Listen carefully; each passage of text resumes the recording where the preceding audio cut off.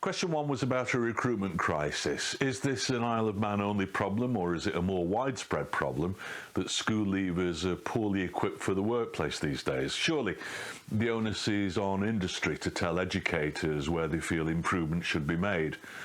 Recruiting suitably experienced staff is always going to be a problem, especially in a small jurisdiction like ours, except possibly in key established areas like e-gaming and finance possibly.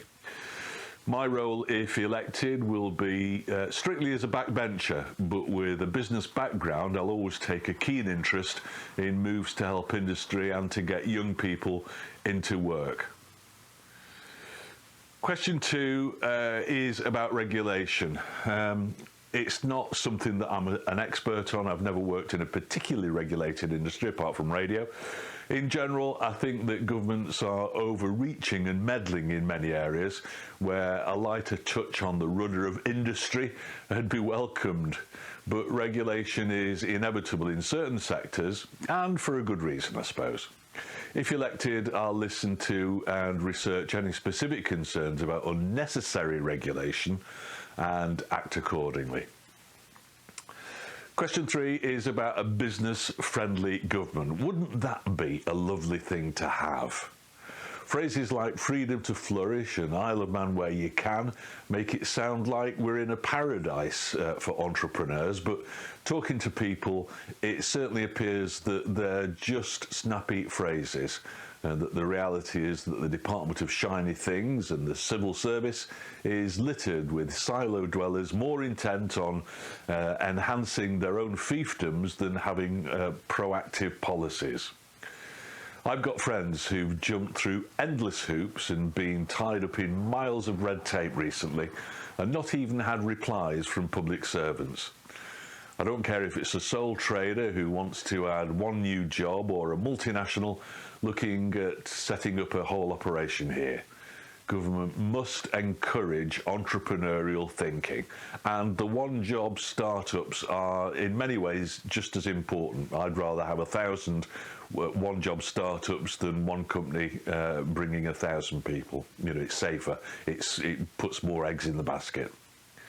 One good idea I heard on my doorstep was that the Department for Enterprise should employ a small number of champions whose job is to contact all the other arms and boards of government on behalf of the person pitching a business idea and report back with a snagging or a to-do list within a short time frame. Question four about financial support packages. This is a difficult one again. COVID will affect different sectors in different ways. Some businesses will actually benefit from it.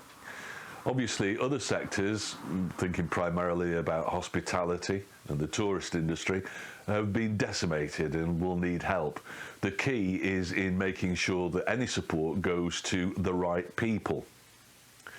Question five, Brexit. It's not only for government to find new opportunities post-Brexit, but it is their job to respond if opportunities are identified. We have to be fleet of foot on things like this. That's supposedly one of the strengths of the Isle of Man.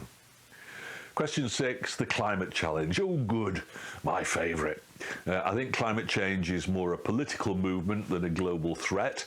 I'm against government hamstringing businesses for using cheap and efficient fossil fuels, especially since rapidly developing nations face no such constraints and are therefore at a commercial advantage to us. Anything that produces cleaner air and water and reduces waste is worthwhile. Of course they are.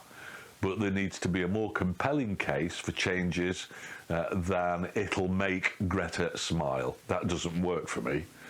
Current solutions, electric vehicles for example, are a way of virtue signalling rather than being a real solution and bring as many problems as they seem to solve.